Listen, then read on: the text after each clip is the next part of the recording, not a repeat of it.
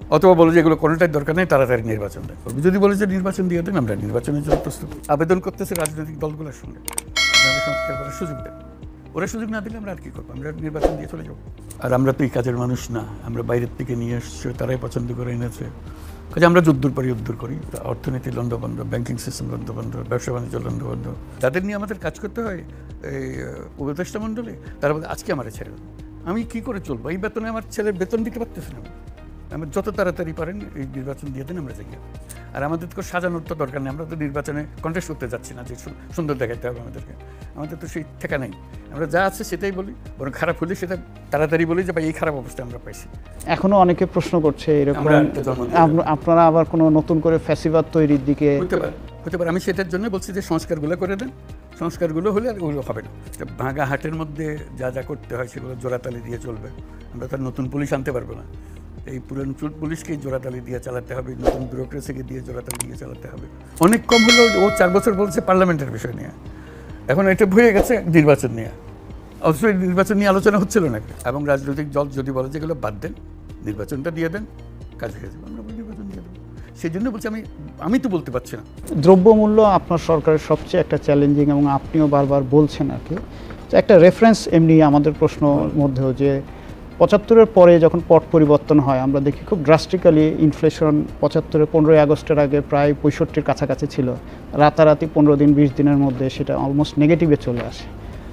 আপনাদের সময় অনেকেরই একটা ছিল যে ইনফ্লেশন অনেক কাম ডাউন হবে, কারণ চাঁদাবাজরা চলে গেছে, বা যারা আগে অন্যায় করে বিভিন্ন রেন্ট সেকিং করতো তারা তো সব পালিয়ে গেছে।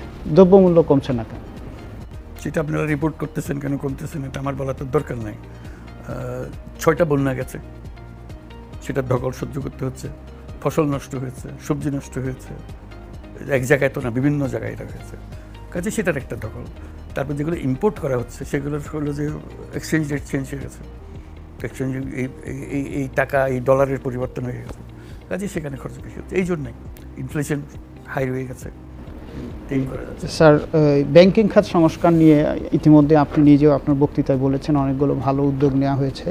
একই সঙ্গে আমরা এটাও দেখছি যে আমানতকারীরা তারা আগেও যখন বড় বড় ব্যাংক ডাকাতরা ব্যাংকে তছরুপ করেছে তখনও অসুবিধার মধ্যে ছিল, এখনও নতুন পরিস্থিতিতে অসুবিধায় পড়েছে। কিন্তু আমানতকারীরা তো আপনার কাছে প্রত্যাশা যে তারা এই ভোগান্তির মধ্যে পড়বেন। এটা হলো যে এখন অপশনগুলো কি? একটা হলো যে টাকা দিয়ে দাও, ব্যাংক বন্ধ করে দাও, যে আর টাকা দিতে পারতেছে না, তার চেয়ে অল্প অল্প করে দিয়ে ব্যাংক বাঁচিয়ে রাখো। বহু রকম বড় বড় প্রতিষ্ঠান বেতন দিচ্ছে না, এটা কি করা যাবে? এটাকে বন্ধ করে দেওয়া, বিক্রি করে দেওয়া। বিক্রি করার আইনের প্রশ্ন আছে, কার জিনিস আপনি বিক্রি করতেছে? সে যদি তেল আমদানি না করে, আমি ভোজ্য তেল পাচ্ছি না। সে যদি চিনি না আমদানি না করে, আমি চিনি পাচ্ছি না। কাজে তাদেরকে চালু রাখবে, চিনি আসবে, নাকি বন্ধ করে দিয়ে চিনি বন্ধ করে আরেকজনকে চিনি আনতে হবে? কে চিনি আনবে? কাজে এইগুলো দোটানার বিষয়। আমরা স্বয়ংসম্পূর্ণ হয়ে গেছিলাম, এখন স্বয়ংসম্পূর্ণ আর নাই। এই 6টা বন্যার কথা বললাম, একবার ঠিক মৌসুমের ধান কাটার আগে নষ্ট হয়ে গেল সব। কাজে এই বিরাট একটা ঘাটতি, সেই ঘাটতি পূরণের জন্য এখন ইম্পোর্ট করতে হচ্ছে আমাদেরকে। সাংবাদিকতার বিষয় না, এটা হলো যে একটা জায়গায় যাওয়ার অনুমতি পাওয়া না পাওয়া। আমি টেলিফোনে সব কাজ এখান থেকে বসে করে ফেলতে, শুধু ঢুকতে পারতেছে না।